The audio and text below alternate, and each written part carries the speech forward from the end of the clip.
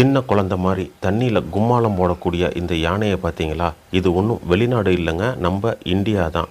உலகத்திலேயே ஒரு தீவு விட்டு இன்னொரு தீவுக்கு யானை நீந்தி செல்லக்கூடிய ஒரு இடத்துக்கு தாங்க வந்திருக்கோம். அதுவும் ஒரு அற்புதமான ஒரு சொர்க்க தீவுக்கு வந்திருக்கோம். இந்த யானைகள் நீந்தி செல்லக்கூடிய காட்சியை நீங்கள் நேரடியாக இங்கே வந்தால் கூட பார்க்க முடியாதுங்க. ஏன்னா இது இப்போ தடை செய்யப்பட்டிருக்கு. இருந்தாலும் நான் உங்களுக்கு காமிக்கணும்னு பிரத்யேகமாக இந்த காட்சிகளை படம் பிடிச்சி உங்களுக்காக பதிவு பண்ணியிருக்கேன். அது மட்டும் இல்லைங்க, டைம்ஸ் ஆஃப் இந்தியா ஆசியாவிலேயே நம்பர் 1 கடற்கரை அப்படின்னு கூறிய அந்த கடற்கரையில் தான் நம்ம இப்போ இருக்கோம். இதுவும் நம்ம இந்தியாவில் தான் இருக்குது. இந்த கடற்கரை எப்படி இருக்குது, இந்த கடற்கரையோட சிறப்பு என்ன அப்படின்றதையும் நம்ம தொடர்ந்து பார்க்க இருக்கோங்க. இந்த தீவுக்கு சுற்றுலா பயணிகள் விரும்பி வர்றதுக்கான முக்கியமான காரணத்தில் ஒன்று தான் நம்ம இப்போ பார்த்துக்கிட்டு இருக்கிறது. இந்த தீவில் நடக்கக்கூடிய இந்த ஆக்டிவிட்டீஸ்ங்க, அண்டர் வாட்டர் ஆக்டிவிட்டீஸ் இங்கே ரொம்பவே சிறப்பாக இருக்கும். தண்ணிக்கு அடியிலேயே ஸ்கூட்டி ஓட்டுறது, ஸ்கூட்டி ஓட்டும் பொழுதே அந்த இயற்கையான பவள பாறைகளை பார்க்குறது, அதே மாதிரி banana ride, speed boat ride, parachute ரைடுன்னு இங்கே எல்லா விதமான ஆக்டிவிட்டீஸும் ஒரே இடத்துல இருக்குதுங்க. இதுக்கெல்லாம் எவ்வளவு செலவாகும், சாதாரணமாக ஒரு மிடில் கிளாஸ் ஃபேமிலி இந்த மாதிரி விஷயங்களை இங்கே அனுபவிக்க முடியுமா போன்ற தகவல்களையும் இந்த காணொலியில் நம்ம பார்க்கலாங்க. நம்ம இப்போ இருக்கக்கூடியது அந்தமான் தாங்க. அந்தமானுடைய தலைநகரான போர்ட் பிளேயர்லேருந்து நம்ம ஹேவ்லாக் ஐலாண்ட்னு சொல்லக்கூடிய ஒரு அற்புதமான சொர்க்க தீவுக்கு தான் போய்கிட்டு இருக்கோம். அந்தமான் வரக்கூடிய சுற்றுலா பயணிகள் பார்த்திங்கன்னா ரொம்ப விரும்பி வரக்கூடிய ஒரு தீவு தான் இந்த ஹேவ்லாக் ஐலாண்ட் அப்படின்றது. இந்த ஹேவ்லாக் ஐலாண்டில் யானைகள் ஒரு தீவு விட்டு தீவுக்கு நீந்தக்கூடியது மிகப்பெரிய சிறப்பாக பார்க்கப்படுது. அந்த காட்சிகளை சுற்றுலா பயணிகள் பார்ப்பதற்கு இப்போ தடை விதிச்சிருக்காங்க. இருந்தாலும் இங்கே போகிறவங்க அதை பார்க்கணுன்னு விருப்பப்பட்டால் எப்படி போய் பார்க்கலாம் அப்படின்றதையும் நான் இந்த காணொலியில் சொல்லியிருக்கேன். அந்தமானுடைய தலைநகரான போர்ட் பிளேயர்னு சொல்லக்கூடிய, அதாவது இப்போ ஸ்ரீ விஜயபுரம் அப்படின்னு பேர் மாற்றிருக்காங்க. இங்கேருந்து பார்த்திங்கன்னா ஒரு நாளைக்கு 4 கவர்மெண்ட் கப்பல், சிறிய ரக கப்பல் ஹேவ்லாக் ஐலாண்டுக்கு போயிட்டு வருதுங்க. இது இல்லாமல் உங்களுக்கு தனியார் கப்பல்களும் ஹேவ்லாக் ஐலாண்டுக்கு போயிட்டு வருது. இந்த கப்பல்களில் பார்த்திங்கன்னா டிக்கெட் ஒரு ஆளுக்கு 1400 ரூபா வரும். ப்ரைவேட் கப்பலில் உங்களுக்கு 2000 ரூபாய்க்கு கொஞ்சம் அதிகமாக இருக்குங்க. இந்த பயணத்துக்கான கப்பல் டிக்கெட் அப்படின்றது நீங்கள் போர்ட் பிளேயரில் இருக்கக்கூடிய ஹார்பர்லேயே எடுத்துக்கலாம். இருந்தாலும் உங்களுடைய பயணத்தை பிளான் பண்ணி நீங்கள் முன்னாடியே வெப்சைட்டில் டிக்கெட் புக் பண்ணிக்கிறது தாங்க சிறந்தது. dss.andaman.gov.in அப்படின்ற வெப்சைட்டில் உங்களோட பயணத்தை பிளான் பண்ணி நீங்கள் முன்னாடியே போகிறதுக்கும் வர்றதுக்குமான டிக்கெட்டை புக் பண்ணிக்கிறது சிறந்தது. அந்தமான்லேருந்து இந்த தீவு 52 கிலோமீட்டர் தொலைவில் இருக்குதுங்க. இருந்தாலும் இந்த தீவோடைய ஹார்பர் அப்படின்றது தீவோடைய மறுமுனையில் இருக்கிறதுனால உங்களுக்கு 90 கிலோமீட்டர் பயணமாக இந்த கப்பல் பயணம் இருக்கும்.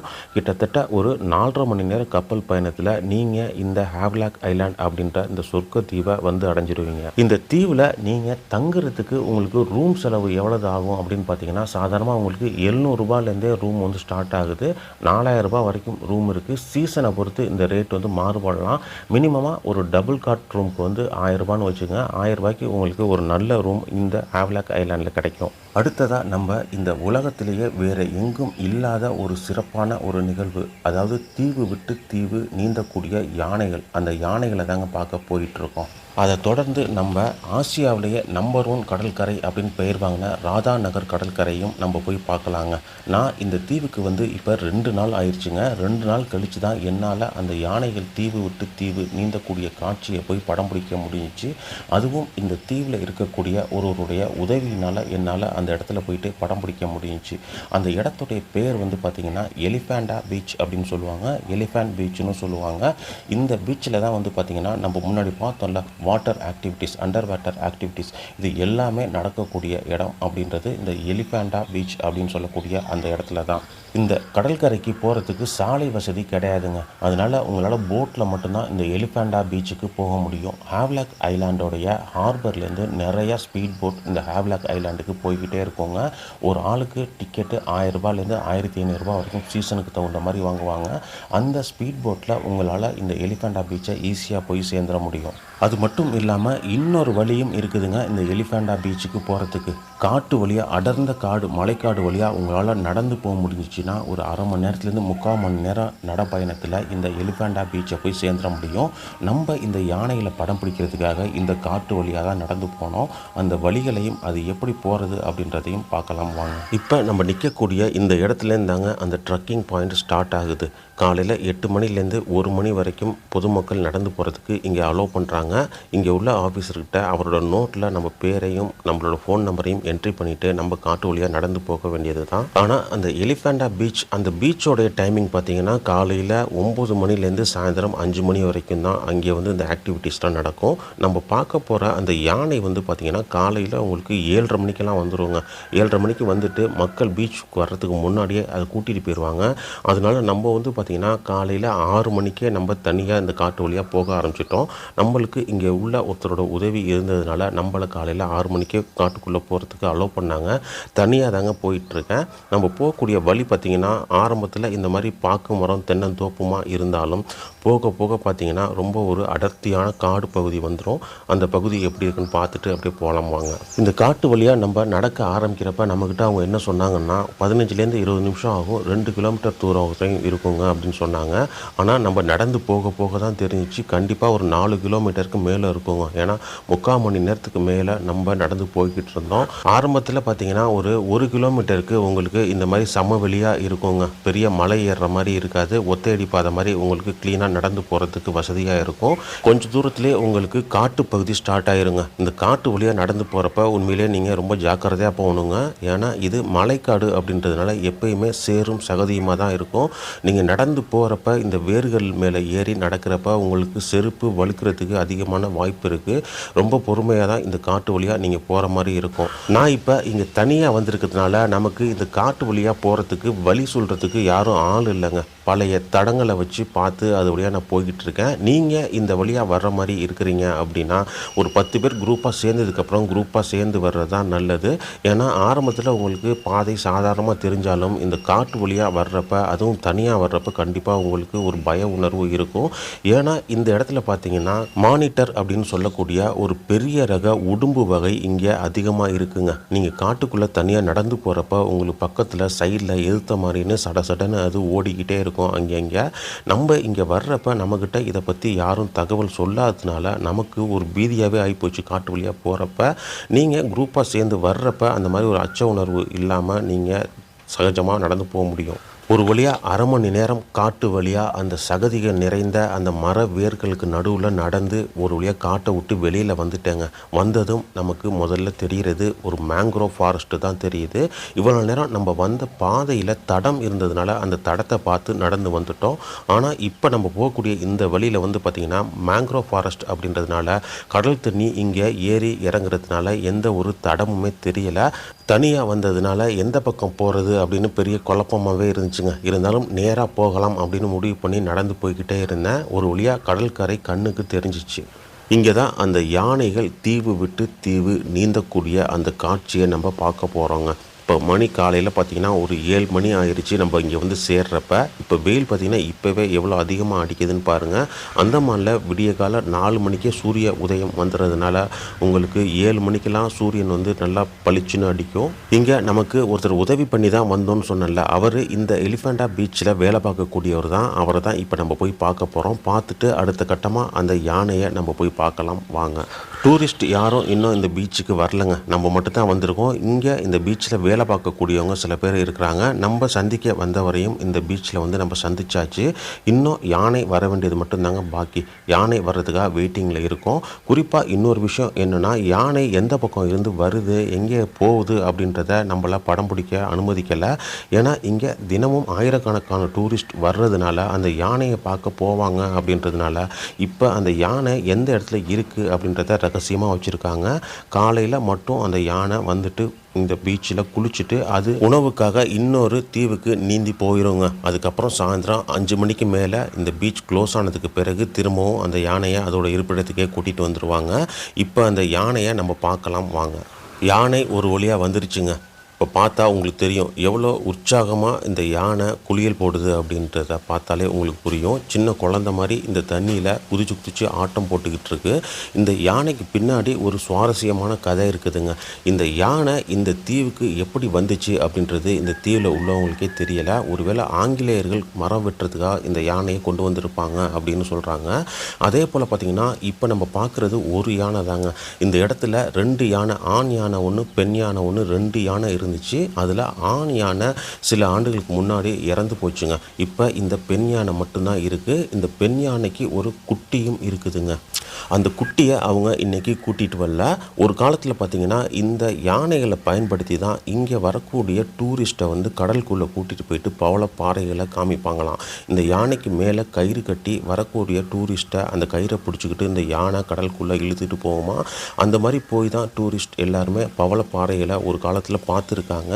அதன் பிறகு பார்த்திங்கன்னா வன விலங்குகளை பயன்படுத்தக்கூடாது இந்த மாதிரி வேலைகளுக்கு அப்படின்னு சட்டம் வந்ததுனால இந்த யானைகளை அந்த வேலையில் பயன்படுத்துறத நிப்பாட்டிட்டாங்க. அதனால இந்த பீச்சுக்கு எலிஃபேண்டா பீச் அப்படின்னு பேர் இருந்தாலும் இப்போ வரக்கூடிய டூரிஸ்ட் இந்த யானையை பார்க்க முடியாதுங்க. நம்ம இந்த தீவுக்கு வந்து 3 நாளாக இந்த யானையை பார்த்து படம் பிடிக்கிறதுக்காக வெயிட் பண்ணி தாங்க 3ஆவது நாள் நம்ம இந்த காட்டு வழியாக வந்து இப்போ உங்களுக்காக இந்த யானை குளிக்கக்கூடிய இந்த காட்சியை படம் பிடிச்சிட்டு இருக்கேன். அந்தமானுடைய இந்த பகுதியில் இருக்கக்கூடிய இந்த யானைகள் வந்து பார்த்திங்கன்னா இந்தியாவை சேர்ந்த யானைகள் தான். அதே போல் அந்தமானுடைய வடக்கு பகுதியான மாயாபந்தர் அப்படின்னு சொல்லக்கூடிய இடத்துலையும் சில யானைகள் இருக்குதான். அந்த யானைகளை மரம் வெட்டுறதுக்காக இப்பையும் பயன்படுத்திக்கிட்டு இருக்காங்க. ஆனால் இந்த யானையை எந்தவித ஆக்டிவிட்டீஸுக்கும் பயன்படுத்தாமல் மக்களுக்கு தெரியாமல் ரகசியமாக இந்த யானையை வச்சு இப்போ அந்தமான் அரசு பராமரிச்சுக்கிட்டு வருது. கடைசி வரை யானையை படம் பிடிக்க முடியாமல் போயிருமோ அப்படின்னு நினச்சிக்கிட்டே இருந்தாங்க. ஒரு வழியாக ஒருத்தரோட உதவியினால் நமக்கு இந்த யானையை படம் பிடிக்கக்கூடிய வாய்ப்பு கிடச்சிச்சு. அதை உங்களுக்கும் என்னால் காட்ட முடிஞ்சிச்சு. 10 நிமிஷம் 15 நிமிஷத்துக்கு மேலே இந்த யானை தொடர்ந்து இந்த மாதிரி உல்லாசமாக அது ஜாலியாக குளியல் போட்டுட்டு இருந்துச்சுங்க. பார்க்கக்கூடிய நமக்கு ரொம்பவே உற்சாகமாக இருந்துச்சு. கடைசியாக ஒரு வழியாக இந்த யானையை கூட்டிகிட்டு போயிட்டாங்க. அதன் பிறகு தாங்க இந்த பீச்சை களை கட்டும். டூரிஸ்ட் எல்லாரும் ஸ்பீட் போட்டில் வர ஆரம்பிச்சிருவாங்க. காட்டு வழியாக நடந்து வர்றவங்களும் பார்த்திங்கன்னா ஒரு 9 மணிக்கெல்லாம் இந்த பீச்சை வந்து சேர்ந்துருவாங்க. அவங்க வந்த பிறகு தாங்க இங்கே இந்த அண்டர் வாட்டர் ஆக்டிவிட்டீஸ் அப்படின்றது ஸ்டார்ட் ஆகும்.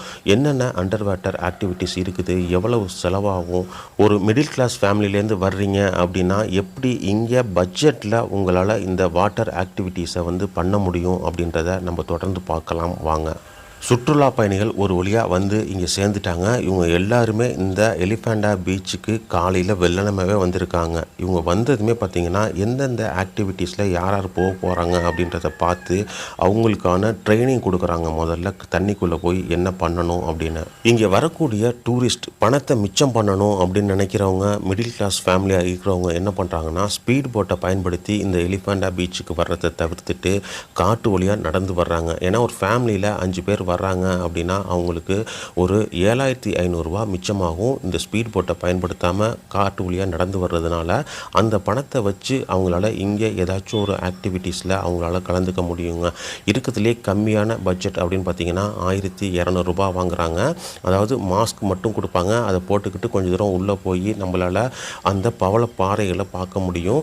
அதே சிலிண்டர் யூஸ் பண்ணி உங்களை ஆழத்தில் கூட்டிகிட்டு போய் காமிக்கணும் அப்படின்னா உங்களுக்கு 2500 ரூபா வரைக்கும் சார்ஜ் பண்ணுவாங்க. அதே மாதிரி தண்ணிக்கு அடியில் ஸ்கூட்டி மாதிரி ஒரு வண்டியில் உங்களை கூட்டிகிட்டு போவாங்க. இதில் போகிறதுனால உங்களுக்கு என்ன பெனிஃபிட் அப்படின்னு பார்த்தீங்கன்னா உங்களுடைய ஃபேஸ் எல்லாமே ஃபுல்லாக கவர் ஆகிருக்குங்க. நீங்கள் எந்த விதத்துலையும் நனைய மாட்டீங்க. உங்களோட தலை நனையாது. தெளிவாக உங்களால் வந்து அந்த பவளப்பாறைகளை பார்க்க முடியும். இந்த மாதிரி ஸ்கூட்டியில் நீங்கள் போகணும் அப்படின்னா உங்களுக்கு 3500 ரூபாலேருந்து 4000 ரூபா வரைக்கும் சீசனுக்கு தகுந்த மாதிரி வாங்குவாங்க. இதுதான் இங்கே இருக்கிறதுலே கொஞ்சம் அதிகமான காஸ்ட்டுங்க. சிலிண்டர் இல்லாமல் மாஸ்க் மட்டும் போட்டுக்கிட்டு உங்களால் பவளப்பாறையை பார்க்க முடியும்னு சொன்னல, அந்த காட்சி தாங்க இது. இதுக்கு வந்து தான் கம்மியான ரேட்டு, அதாவது 1200 ரூபா வரைக்கும் சார்ஜ் பண்ணுறாங்க. நீங்கள் உங்களையே படம் பிடிச்சிக்கணும் அப்படின்னா உங்களுக்கு இவங்க தண்ணிக்குள்ளே படம் பிடிக்கக்கூடிய கேமரா கொடுப்பாங்க.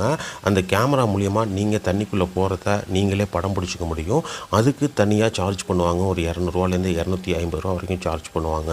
அதே போல் ஸ்பீட் போட்டில் போகிறது, பனானா ரைடு, பேராஷூட்டில் பறக்கிறது அப்படின்னு நிறையா இங்கே இருக்குதுங்க. அது எல்லாத்துக்குமே பார்த்திங்கன்னா உங்களுக்கு 1500 2000 வரைக்கும் சார்ஜ் பண்ணுவாங்க. வர்றவங்க எல்லா ஆக்டிவிட்டீஸையும் செய்யணும்னு அவசியம் கிடையாது.